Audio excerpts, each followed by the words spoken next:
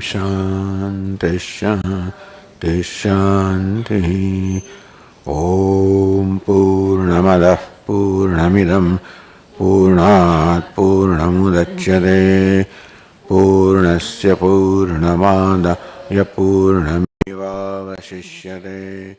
Om Shanti Shanti Shanti. Shruti Smriti Purananam Alayam Karunalayam Namami Bhagavatpadam Shankaram Lokashankaram Shankaram Shankaracharyam Keshavam Badarayanam Sutrahashyakrutau Vande Bhagavantau Punah Punah Ishvaro Gururatmedi Murti Bheda Vibhagine Vyomavad Vyapta Dehaya Dakshinamurtaye Namaha. Chaitanyam Sarvagam Sarvam Sarvabhuta Guhashayam Yat Sarva Vishayatitam Tasmai Sarva Vide Namaha.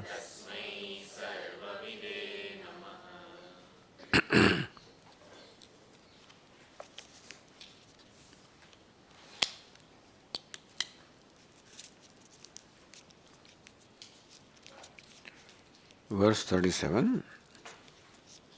Samsarinam katha tvastam prakrutam tvadhunochyate mukhabhaso ya adarshe dharmo nanyatarasya saha dvayorekasya ched dharmah Vyukte nyatare bhave.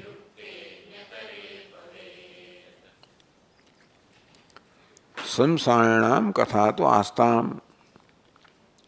Let us set aside the katha or the discussion about the samsari.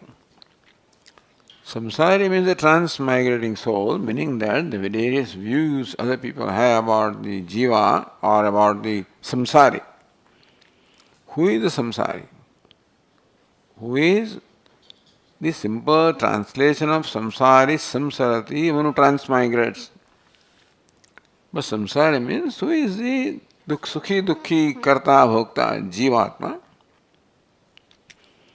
And various opinions are there about what is the nature of this jiva, samsari, who undergoes the process of transmigration, undergoes the sukha dukkha, kartritvam, bhoktritvam,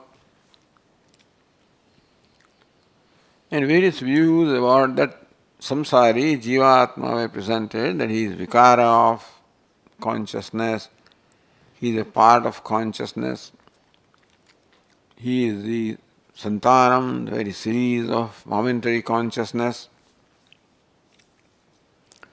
So these various views are there. Let us set them aside.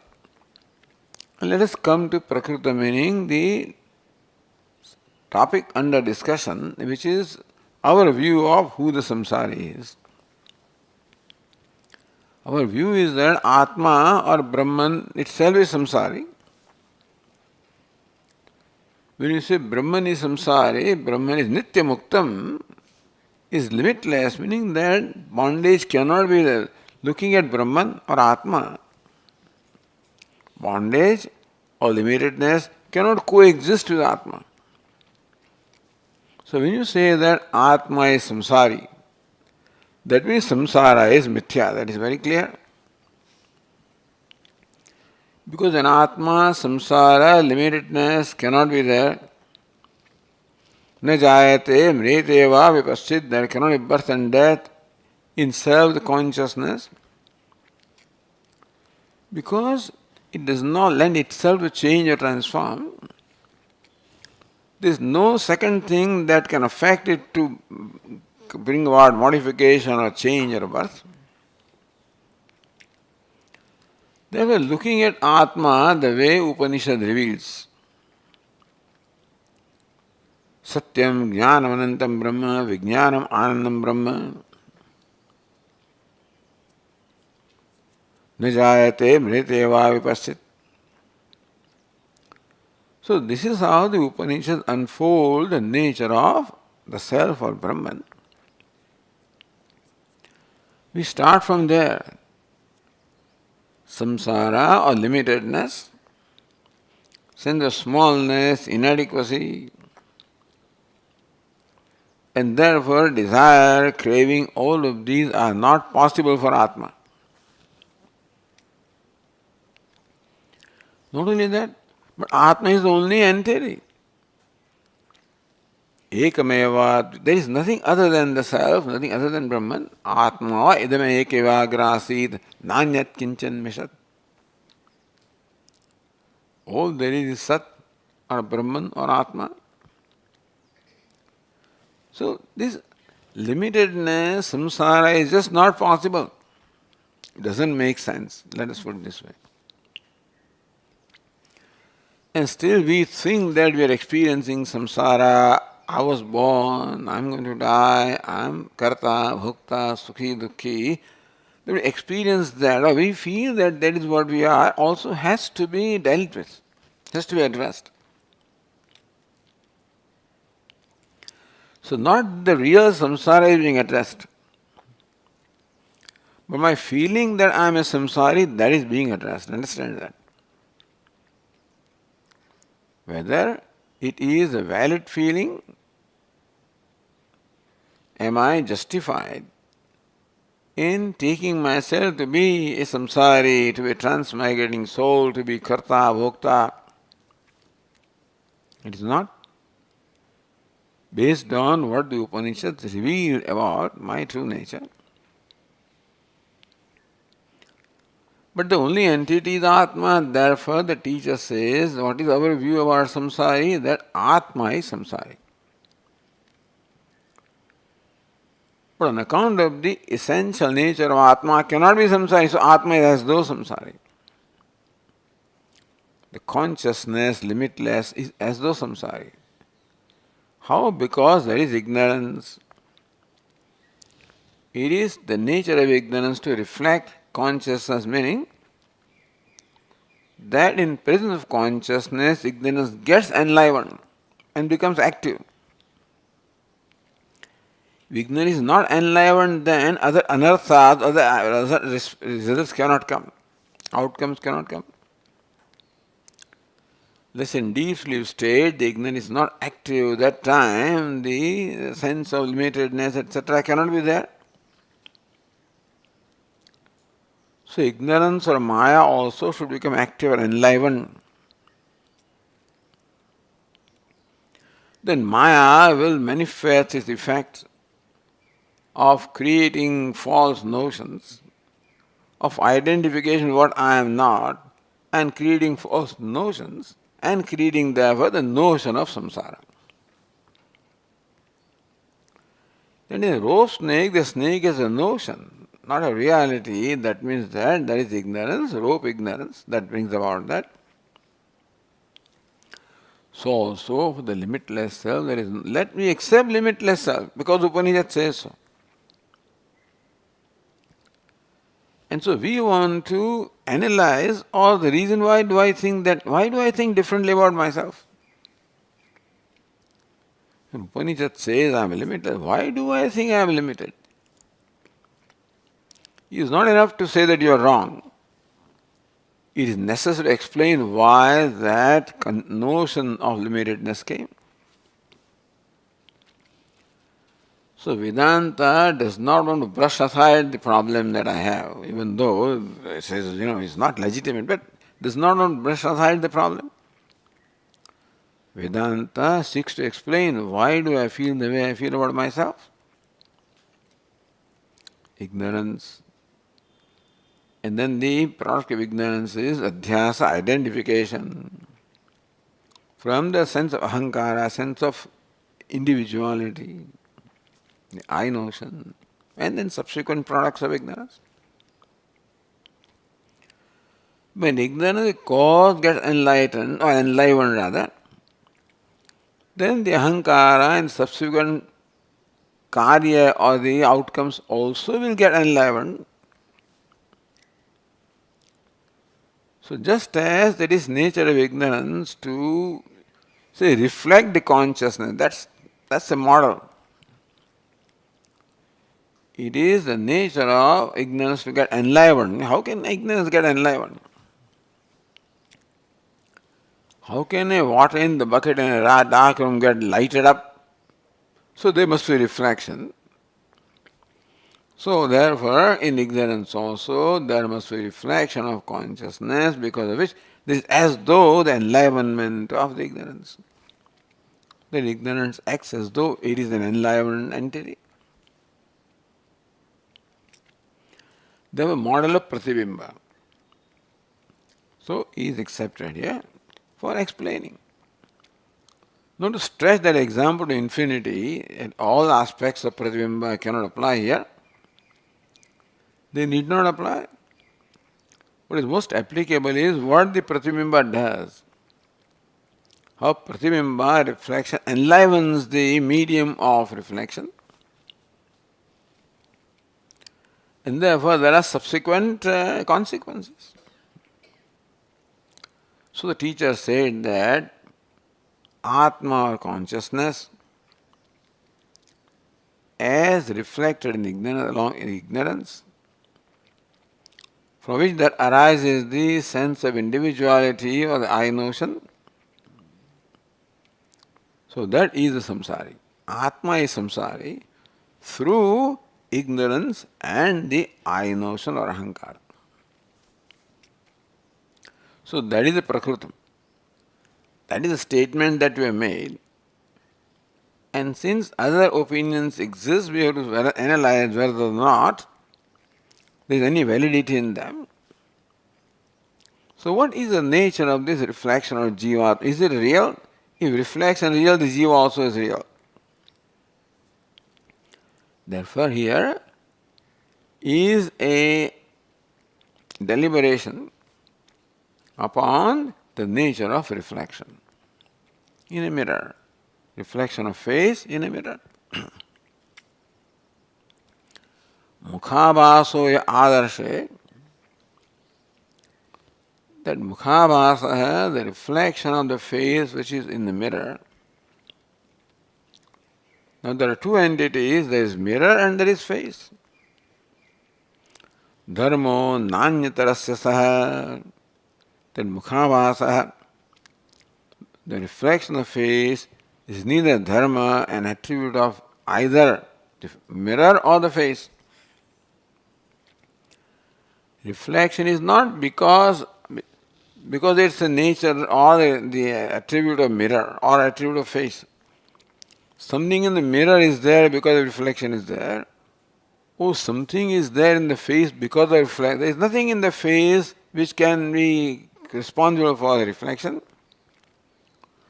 Nor is there anything in mirror which can be traced as a cause of reflection.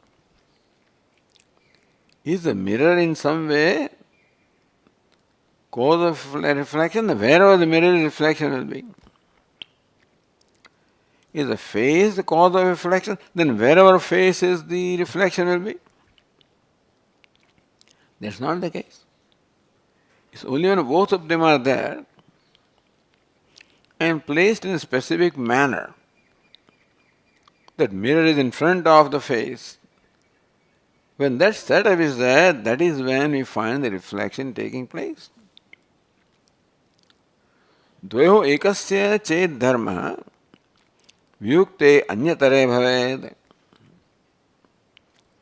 Dvayo ekasya dharma chet. If reflection is dharma or attribute of one of the two, either mirror or the face, then vyukte anyatare bhave, then even the other is, if reflection is the attribute of face, then you don't require a mirror for reflection of that because the face is responsible.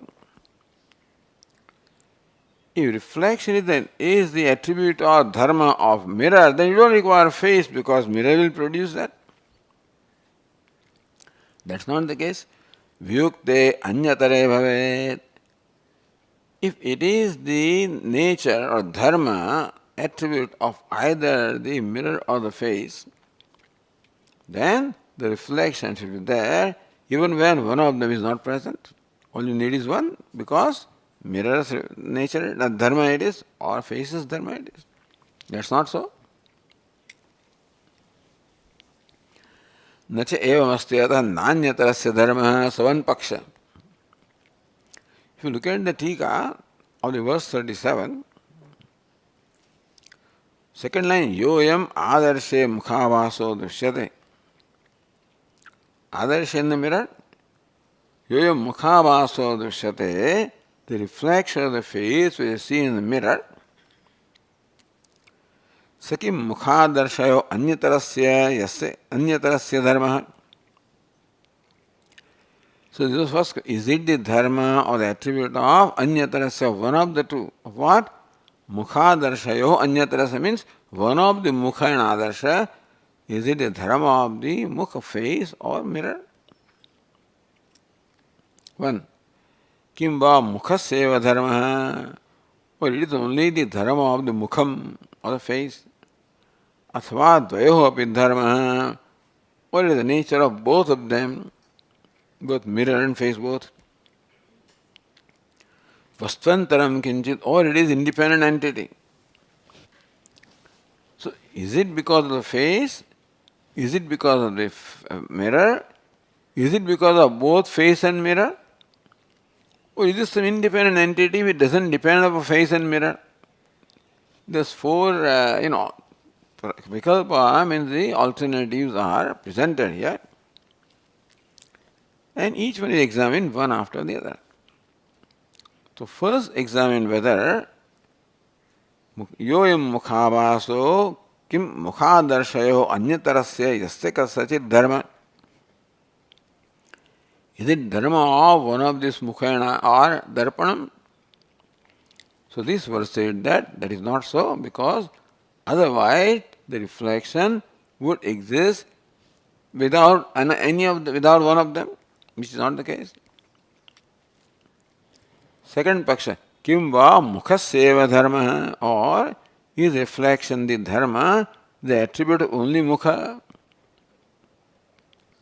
So kalpantaram utthapayati.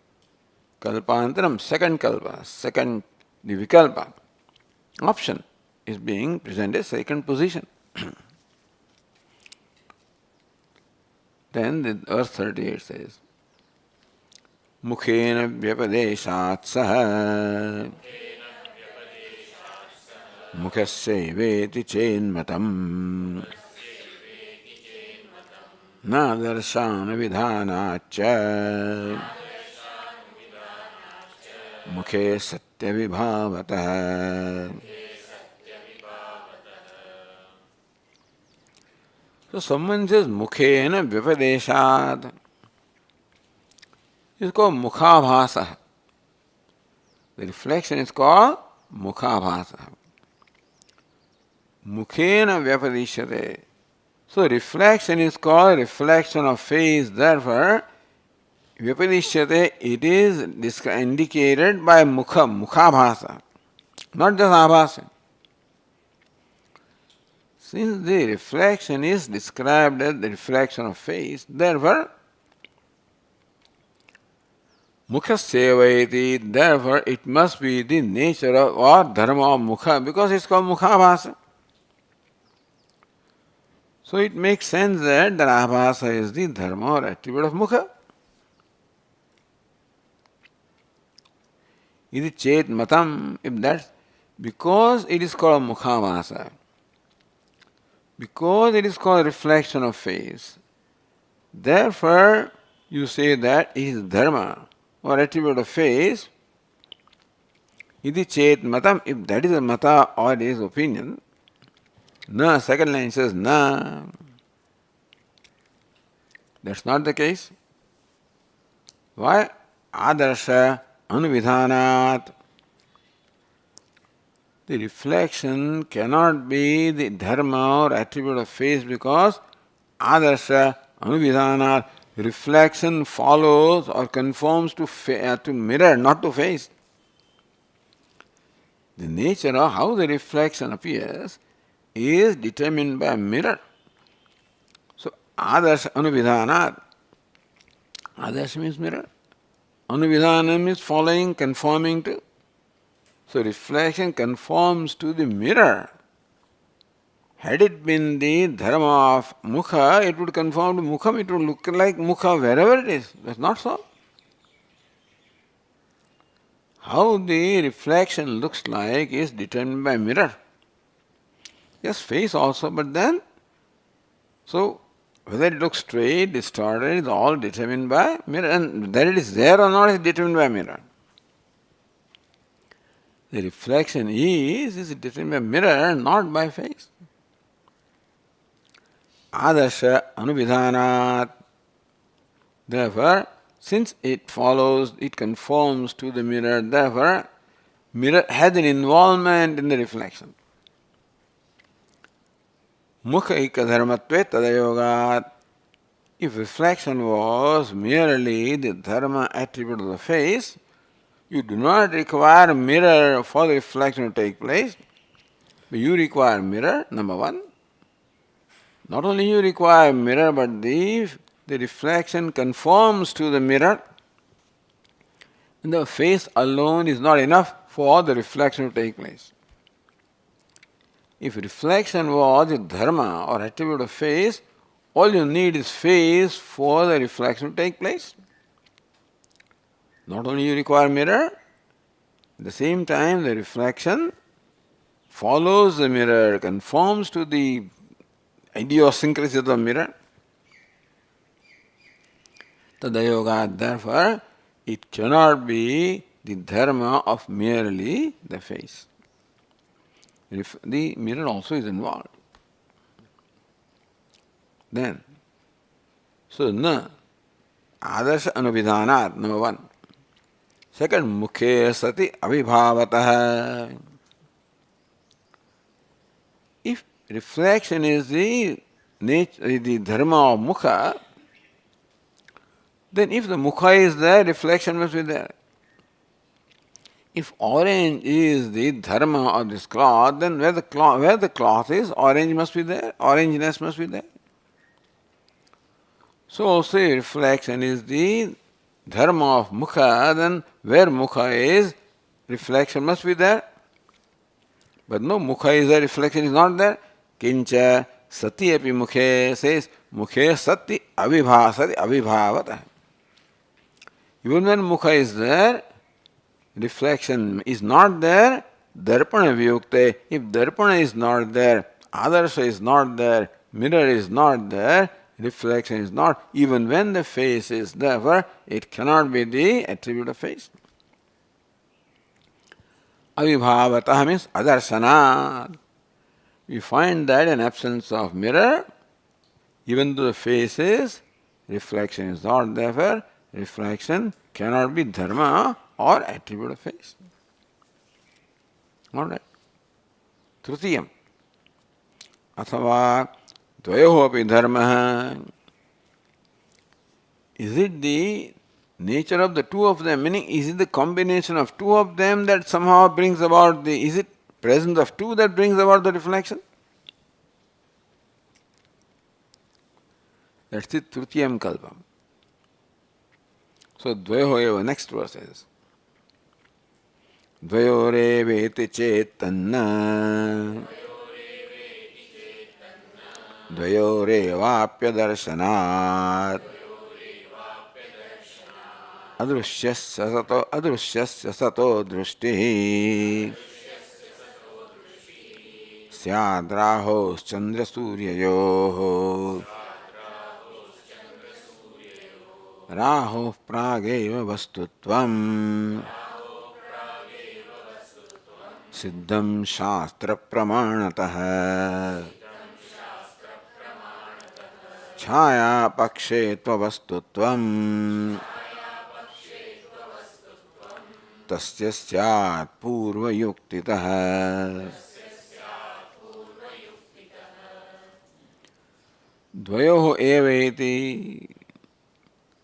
All you require is these two entities, the face and the mirror, the reflection is there, so it is the dharma of the combination of two. Neither only of the mirror, nor only of the face, but then of the combination of the two. But then dvayo if they say, so if this is your contention that reflection is the dharma or the attribute of the two of them in combination, then that also cannot be dvayoho eva pi adarshana. Both are there and still reflection is not there. Face is there, mirror is there. See, mirror must be only facing me, Only when that kind of a combination takes place, then there is reflection. Face is there and mirror is that way, looking in different directions. There is no reflection. Therefore, you cannot say that it is the dharma or attribute of the two of them. That both are present, therefore the reflection is no, both must be there in a certain orientation, not otherwise. Dvayapi adarshanadevaiti sambandha. The mukhadarshayoho vyuktayoho avaso drishyate. They are vyukta, they are separated, not facing each other, etc. Not face is there and mirror is there, then reflection doesn't take place. Nabi Sanyukta, even when they are together also it doesn't take place unless they are oriented properly. Even though they are in vicinity of each other, then also reflection will not take place unless there is a proper orientation of the mirror and the face. Mirror is here, face is here. Just because the two are there does not mean that there will be reflection.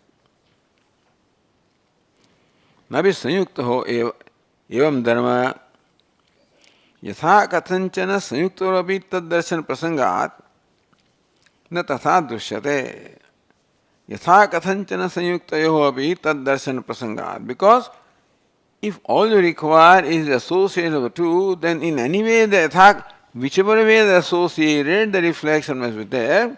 But no, when they are associated in a certain way, when a certain orientation is there, then only the reflection is there. So merely the presence of the mirror and the face does not assure the reflection. If reflection is dharma of these two entities side by side or in vicinity of each other, that no mirror must be in vicinity of the face. It is in vicinity, so turn around or turn this way. There is no reflection. So, yatha kathanchana sanyuktayopi. If you so know, sanyukta means both of them are associated, related. But yatha kathanchana, if they are related in just any manner, the reflection doesn't take place. Because if the two of them were enough to create reflection, however they are oriented, the reflection should take place. But two must be oriented in a certain way, then only reflection takes place. Therefore, you cannot say that it is the dharma of both of them. Tatra drishyate tasmat na dvayoho dharma. So you cannot say that is dharma of both of them together. Neither the dharma of the adarsha mirror, nor dharma of face, nor dharma of two of them. Just two of them. If two of them were enough, that wherever the association of the mirror and face is reflection, then wherever the association is there should take place. But no, there must be not only association, orientation must be there. If they are not oriented in a certain way, then the reflection doesn't take place. Vastvantaram kinchita. But then, But the reflection is there anyway. See, all these kind of combinations don't happen. I mean, they can't explain. Then, tariyastu paramata vastvantarameva avasa iti. Then let us say that reflection is an independent entity. Independent of the mirror and face and orientation, etc., combination. That reflection exists on its own. Tasma na dvayo dharma, therefore vastvantaram. It is not dharma of each one of them or both of them together.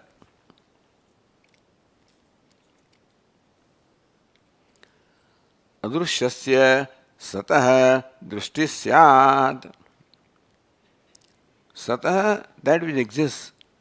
Satah drushti. Drushti darshanam, or seeing of what is adrushya, but which is not visible. Meaning that something is there, but not visible to you, it can still be there. Now there's a unique, the position here, that something exists, but not visible to you. So reflection exists, but not visible to you. You say this oriented, but then it's there. And so when you see the reflection in a certain orientation of face and mirror, it is not the reflection is created, reflection that is already existing appears. So for what is already existing, but not evident, requires something. So when the reflection becomes evident, with the face and mirror being there, in a certain orientation, it is not that a non-existent reflection is created, it is existent reflection becomes evident. You follow? Something is there, you don't see it. So just because you see doesn't mean that it is created, it was there on its own. And something can be there on its own but not seen. And certain circumstances make it seen. So it has become manifest, not that it is created.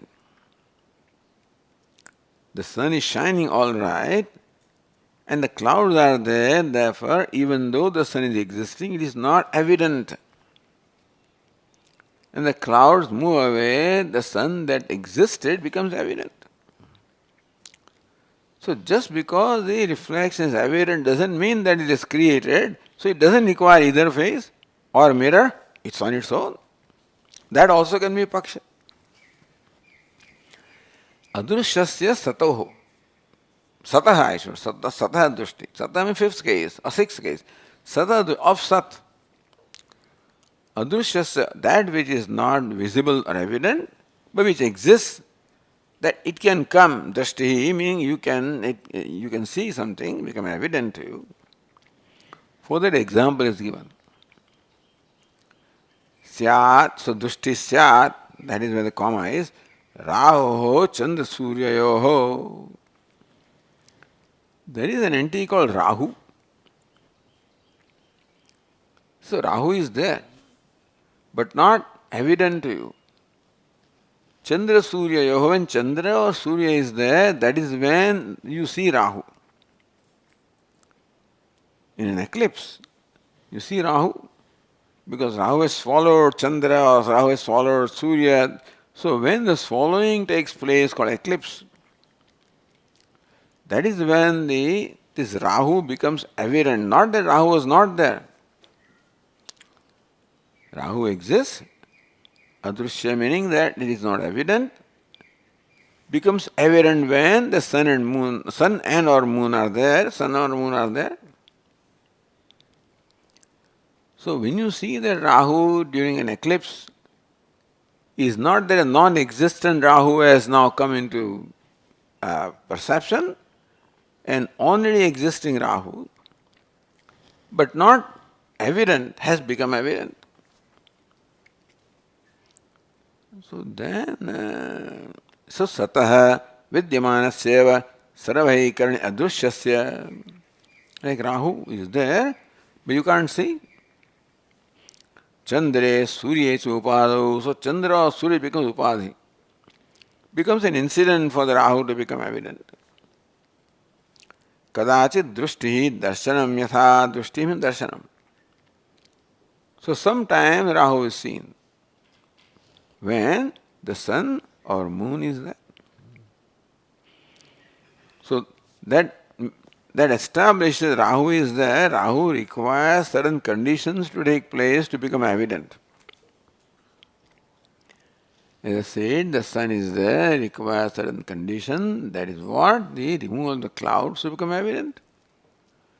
Or, but Rahu is better example. The Rahu is there.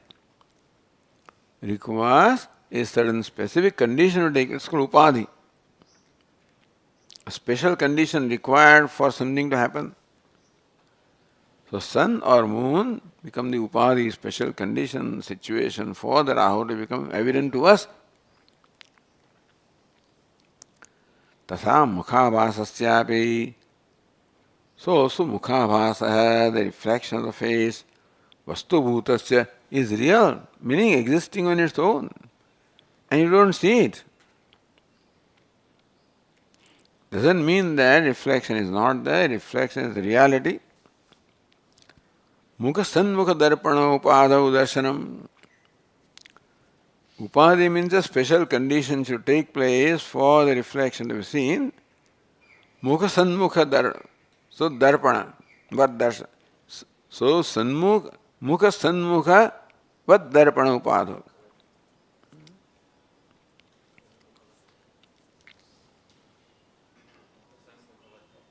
Mukha sanmukhavat darpana upadhau. So darpanam must be mukha sanmukham. Not just darpanam, but only when darpanam, the mirror is facing the face. So that is a special condition required, upadhi, for the already existing reflection to become evident. So when you see a reflection, is it the reflection is created now? It always was there, and now a condition is created when an already existing reflection prakat ho jata hai, becomes evident. Somebody just appears, hey, prakat ho gaya. Some people have a habit, just they manifest from nowhere, So reflection is like this, becomes manifest when this condition is created. Therefore, like Rahu is an existing entity, requires a certain special condition of sun or the moon to happen for Rahu to become evident. So the reflection is an entity existing on its own and requires a certain condition. Mukha sanmukha darpana. That the mirror must be in front of the face.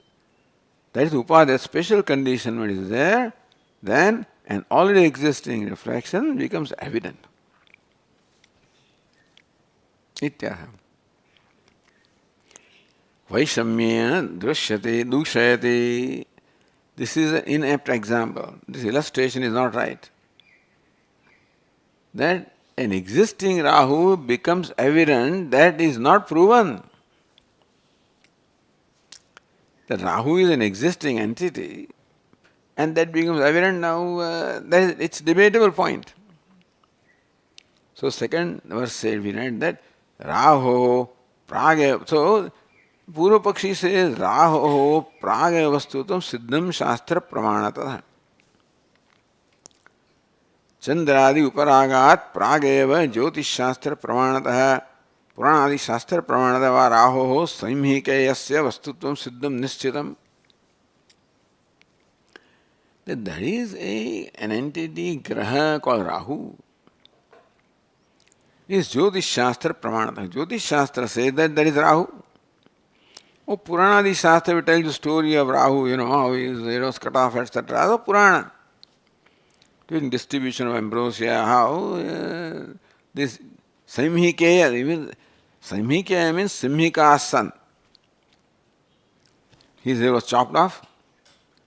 So Purana says that there is a Rahu, and Jyotish Shastra also says. So by this evidence, the existence of Rahu is established. That's the Purva Pakshi. So that Rahu is not debatable, not debated because these two evidences are there. Vastutvam siddham nishchitam. The Rahu is there, is already ascertained. All right, number one. So as far as Rahu is concerned, the existence of Rahu is ascertained by Jyotish Shastra or Purana. Is there some Purana or some Shastra which says existence of reflection?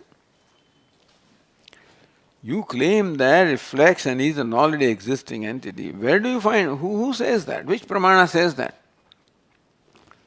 When you say that Rahu is an existing entity, Jyotish Shastra says that. Purana says that. So let us say that Rahu is but Vishamatam is, so for the existence of Rahu, we have Pramanam in the form of Jyotish Shastra and Purana. We have an independent Pramanam, meaning the independent evidence for establishing that face also is a reflection is an existing entity. Where does it say? Na iha tatha nischayakam pramanamasti iti shesha. So here this is to be added, shesha. Raho pragaya vastutam siddham shastra pramanatah. Yes, first line. You would add na iha tatha nischayakam pramanamasti iti shesha. For Rahu there is nischayakam pramanam, there is an evidence that is adequate to determine the existence of Rahu. There is no pramanam, no evidence here which proves or which establishes or reveals the existence of reflection. There is no Shastra other than your own mind. Where did you get the idea that reflection is an existing entity like Rahu is? Nahi mukhadarpanayoho sammandat puram urdam va tad vyadirikta vastuta mukhavasasya kenachit pramayana kvapi sambhavita ityartha. The mukhadarpanayoho sammandat purvam.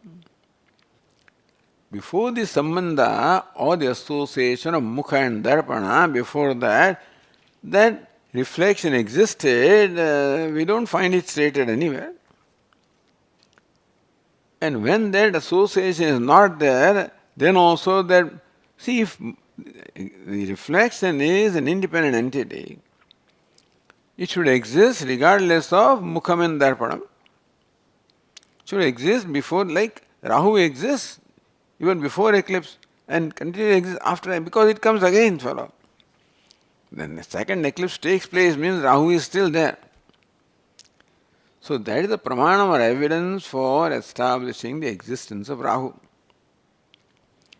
Is there a pramanam that says that the phase of face existed? Before the mirror and face came into association, that the reflection existed. And the reflection continues to exist even after that association is not there, then we can say that the reflection exists on its own. But that kenachit pramana kvapina sambhavita, we do not see anywhere which says that there is an entity called the reflection of the face existing independently. You don't find it anywhere. So, meaning that example of Rahu is not an apt example to establish the reality of face. That's the idea. Then we question the reality of Rahu also. But accepting that Rahu exists, as you say, by your Jyotish, Pramana, Purana, etc., then also that example does not apply to face, because face does not, reflection. The reflection doesn't have the benefit of Pramanam that Rahu has. Rahu vastutvam angikritya darsthandika anugunatvam uktam. This is, we accepted the existence of Rahu and said that illustration is not apt to establish the reality of face. Idanim tasyapi nasti vastutvam. Now we say, who says even Rahu also exists? Iti avasasya. Therefore, for second reason, Rahu cannot be the drishtanta for existing the independent of reflection, because the evidence that is there for existence of Rahu is similar evidence does not exist for reflection. And secondly, who says Rahu is the second one?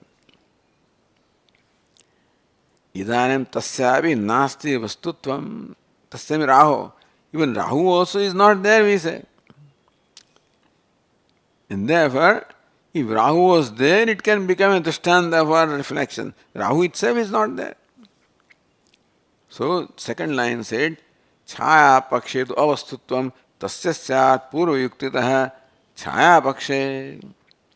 The paksha means opinion. There is the opinion that the Rahu is merely a shadow planet and not a real planet. Meaning that what you call Rahu is a shadow of earth on sun or moon. When there is an alignment of these three, sun, moon and earth, so the sun, if reflection of earth takes place on the moon, so that is why you see, what you see is the chaya or reflection of earth on the moon, which is what you call eclipse. Oh, similarly also, for the sun also, the moon comes in the way for you to see that sun, and that is how you find it, call it an eclipse. So-called eclipse is not a thing. It is because of the alignment of these three entities that prevents you from seeing the whole moon or whole sun. And because sun and moon both are round, therefore, that also looks round. So you think that is falling. Sounds good as far as the stories are concerned. But Chaya Paksha. Paksha means of the opinion that Rahu is a shadow planet, or what you call Rahu is the shadow of earth or the moon, then there is no such thing as Rahu.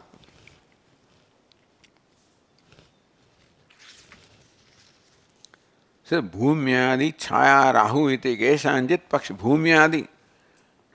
So when it comes to the eclipse of the moon, it is a reflection of earth. Comes to the eclipse of sun, it is the moon that is blocking, so it is chaya or the shadow of the earth or the moon, which is what you call Rahu, eclipse. Iti Keshanjit Paksha. Even then also this Paksha existed. That Rahu is a shadow planet. It is a shadow. Tasmin Chaya Pakshetu. In that Paksha means in that position, opinion or view, that Rahu is a Chaya. Tasya Rahu avastutvam syat. If you accept that opinion, then Rahu is not an existing entity at all. So, Rahu, it does not exist, cannot become example for a reflection. Mukhamāso ādarse ityādu purvokta yuktitah yukti sanchārādi ityartah. Similarly also, reflection also becomes avastu. Rahu is avastu, reflection also avastu. We also said earlier, you cannot say reflection is.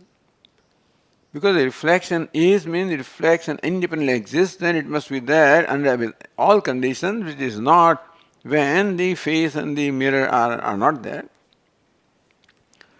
Nor can we say reflection does not exist because had it not existed, you can't see it. Satchetna bhadyeta, asatchetna pratiyeta. If reflection was non-existent, it won't be perceptible to you. Reflection was real, it would always be there, which is not the case. That's how anirvachaniyam, reflection cannot be categorized as sat or asat. Sad asadbhyam, anirvachaniyam. It's called mithya. So already it has been established. And therefore, even with the example of Rahu, etc., which examples are inapt examples, we come back to that position that, so it is not proven that The reflection is the dharma of mirror, dharma of face, dharma of two of them, or independently existing. Now these four pakshas are valid.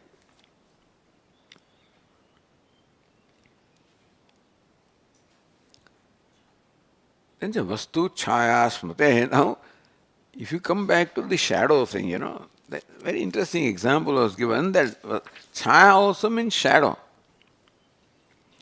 So shadow also is real. Why is it real? Because Smriti says you should not cross the shadow, meaning you should not step over, I should say. Stepping over the shadow is as bad as stepping over the person whose shadow it is. A shadow is as reverential as the person is. It is shadow of your guru. Wait a minute. So you cannot cross over guru, you should not cross over the shadow of the guru. Or a devata means, a divine figure or a murti, whatever.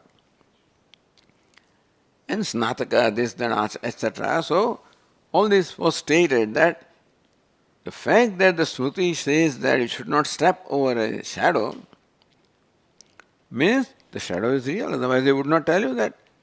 If shadow is non-existent entity, then stepping over should not cause any consequence, isn't it? The fact that stepping over shadow causes consequences, you incur a sin.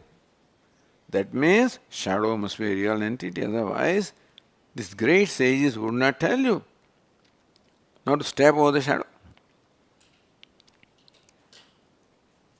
So this is that. So therefore, na kramet kamatas chayam guruvadehe. Guruvadehe chayam kamatah na akramet. Deliberately you should not step over. If you happen to step over unknowingly or unconsciously, it's all right, pardonable. We know that this is the shadow of the Guru or a revered one and still you cross over. Then it's definite offense. That means that shadow also must have a reality, otherwise how can stepping over shadow become an offense? Secondly, shadow has a reality because when you sit in the shadow, you feel cool, you feel pleasant, and that, so for a person, when somebody is sitting under a shadow of a tree or something, that pleasantness is very evident on the face of that person. Madhuryam is there, coolness is there, the pleasantness is there, the shadow has caused all of this, therefore also shadow is real. So chaya there means shadow. And that shadow has a reality, was in a way presented for these two reasons.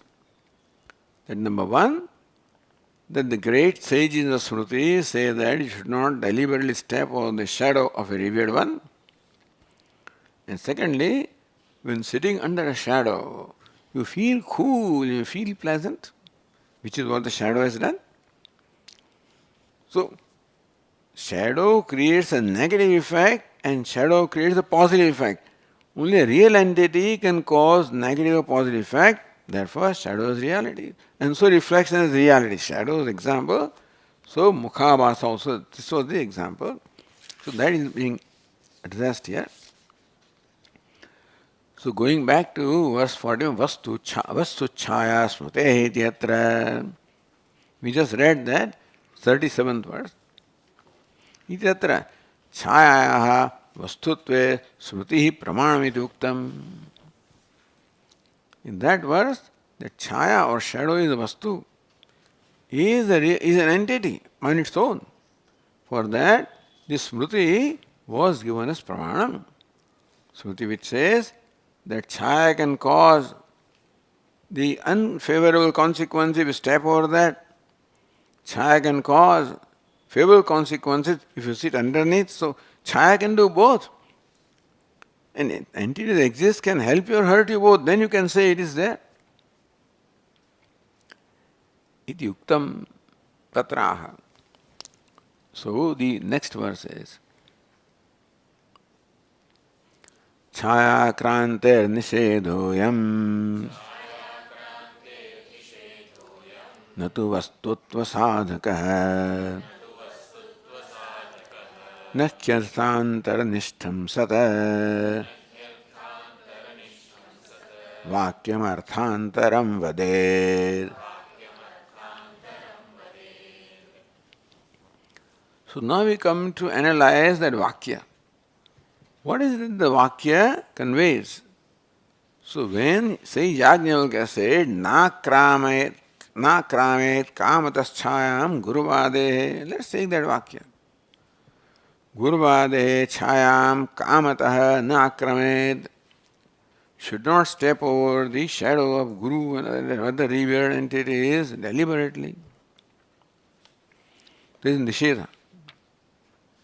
And therefore also the negative consequence, hurtful consequence of violating that order, violating that command. So, chaya akrante nishedhavayam, this verse said. So, when it says you should not deliberately step over the shadow, it says this Vakya only says what you should not do, nishedha. Chaya akrante am nishedha. When it says you should not deliberately step over a shadow, all it means you should not step over, that's all. Natu vastutva, that doesn't say that chaya is real. It says you should not step over a shadow. That sentence cannot be construed to mean that shadow is a real entity. Why? Ni arthantaranishtam sad vakyam artha. Because vakya can only have one artha. That may you not deliberately step over a shadow. That's the vakya. It can have only one meaning, that it prohibits you from stepping over a shadow. That's called nishedha. Then we say that means that shadow is real. One vakya cannot say two different meanings. Two independent meanings one vakya cannot say, because then you do not know which meaning to take. Therefore, the basic rule of communication is, when you make a statement, it should only one meaning and not two different meanings, because the listener will not know what is the meaning in which you have uttered that sentence. So communication, unambiguous communication, no ambiguity, no doubts. So this is the rule of communication, that when you utter a sentence, it should have one meaning. And so you cannot have two different meanings. You cannot utter a sentence with keeping in mind two different meanings, because a listener will not know in which meaning you use that sentence. So, guroho chayam kamatah na akramet means should not deliberately step over the shadow of a revered one, means it prohibits you from doing that, that's all. You additionally say it means that chaya is real. It doesn't say that. Nor can you take this one sentence to arrive at two different meanings. Arthantarnishtam vakyam, that one vakya such as that, which arthantaram, which has its which is devoted to revealing the nisheda, the prohibition of what you should not do. Na arthantaram vadet, cannot also say that the chaya is real. That two artha cannot be there from one vakya. Meaning that nisheda vakya cannot be interpreted to mean that chaya is real. That's all. This simple mimamsa rule of communication. So natu iti chaya iti shesha. So natu chayayaha vastutva sadaka. The one word chayayaha should be added. So chaya krante nishedhoyam. I am nishedha chaya akrante. This is the prohibition for stepping over the shadow. Nadu chayayaha vastutva sadaka. One word chayayaha should be added there. It is not vastutva sadaka. That vakya is not Sadhaka establishes vastutva, the reality of chaya. The Vakya means it prohibits only stepping over chaya. It does not simultaneously chaya is real because these two. Why is it so? Because arthantara Vakya, which is used for one meaning, cannot be interpreted as altogether different meaning. Chaya langhana pratisheda paramavachanam tasya vastu bodhashyati ched. He says, wait a minute, that although the immediate meaning of the sentence is that you should not step over the shadow, why can it also not say that shadow is real? Because why should they ask you not to step over that? If the shadow did not have reality, why should they ask you that you avoid stepping over that? Therefore, that sentence should be interpreted as that shadow has some reality. Otherwise, they will not prohibit you. So that is not the rule of Mimamsa doesn't permit that. Rule of Mimamsa says that this sentence is for prohibiting stepping over shadow. That's all. Tatra vaktavyam sakshadev. All right. So if you say that, this sentence also communicates the reality of shadow. Sakshadeva ut arthaditi. Does it say it indirectly in the same word or by arthapatti? Artha means arthapatti. They would not have said unless this was the reason. So does this sentence mean that it says that shadow is real? That's called sakshat. Na. Nahi arthantarnishtam vakyam. He says, no, this says you do not step over the shadow. It doesn't say that shadow is real. So, sakshat means in so many words the sentence doesn't say that.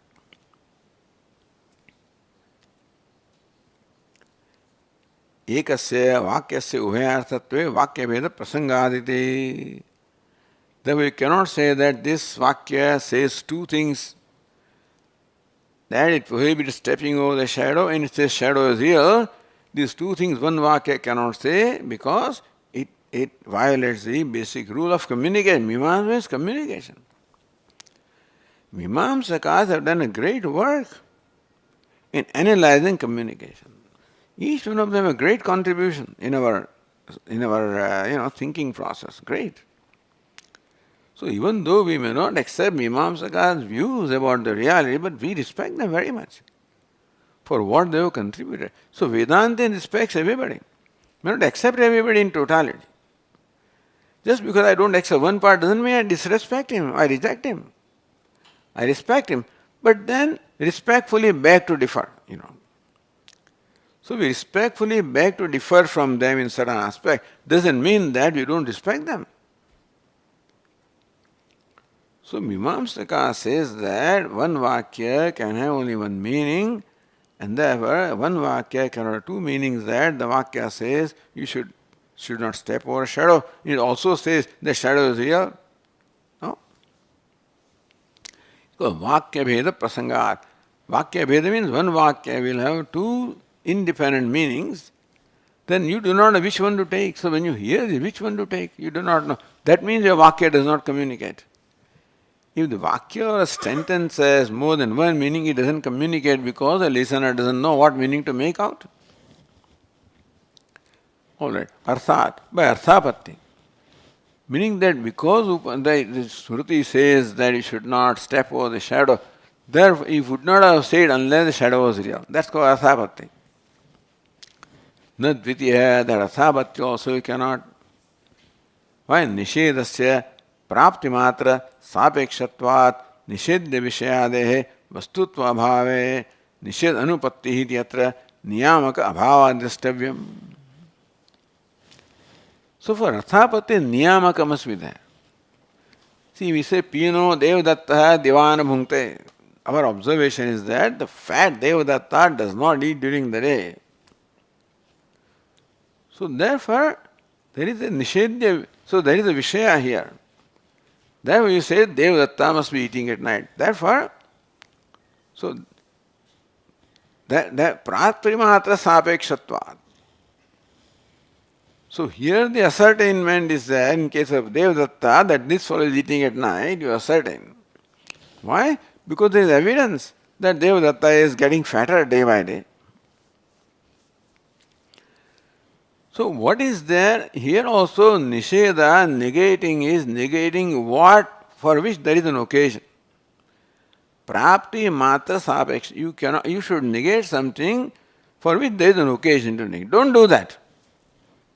So child is doing something, pulling out. Don't do that. So because there is a prapti, there is a prasanga or occasion to stop him from doing it or prevent him from doing something. So you're eating something. Don't eat like that, Eat systematically. So the prasanga, you prohibit something or negate something when there is an occasion to negate. Sitting there, hey, don't eat like, but I'm not eating. So sometimes mothers, so the communication skills may not be there in this, and therefore they keep saying something to the child which is irrelevant. You should not negate something for which there is no occasion. But I never went there. I never did it. I never do that. This is the answer we get from children. Because apparently mother, the habit is just don't do it, keeps on always teaching the child, So don't do that, don't do that. But so because child may be doing various things which mother is, but that way she keeps on negating everything for which there is no occasion also. So negation can be there for prapti mata sapekshatvat.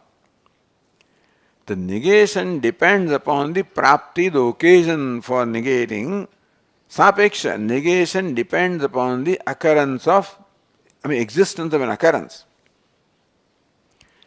Nishidya vishayade. So, but that does not mean that what is negated is real. Prapti is all that is required. For negating something, all that is required is that there is an occasion for that. It's not required that it is a real thing. So that you are prevented from or you are prohibited from stepping over a shadow is because you can step over. Therefore you say don't do that. That does not mean shadow has to be real. All that means, what that negation or nisheda or prohibition means is, because there is an occasion, prapti, that you may step over that shadow. So don't step over the shadow. That's all. Because stepping over shadow is praptam, is a possibility, therefore it is negated. You cannot negate that which is not possible, or you cannot, the negation doesn't mean anything else, it just means negation. Otherwise, if you have to think, mother said this, means what, this shadow is real, unreal? No, don't step over that, that's all. Don't eat this. But then, no further thing, don't eat it. Now, if you convey many things, then that fellow will not know, and he will take advantage of. Sometimes happens.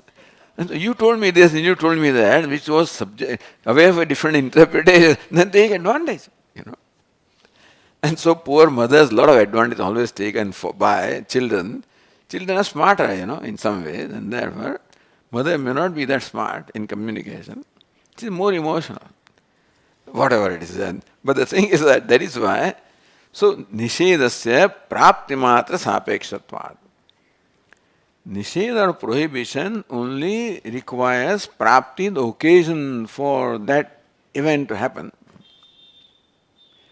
Nishedya vishayadehe vastutva bhave, that nishedya vastu, that shadow must be a real, then only you should not cross, that is not the condition required.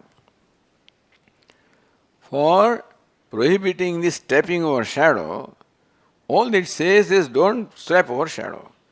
For that, the shadow must be real, therefore you should not prohibit, that condition is not there. Nisheda, so nishedhade, nishedya vishayade, vastutva nishedanupatti. That you prohibit him from stepping over shadow because shadow is real. There is no rule that it must be, the reality must be there, shadow is there. And whether real and unreal is not a consequence, you should not step over shadow because as revered as the person whose shadow it is. So niyamaka abhavat. So there is no niyamaka that what is prohibited must be real. Prohibition or negation only requires occasion for that to happen, and there is no condition it must be real. So the Smriti simply negates or prohibits you from stepping over a shadow.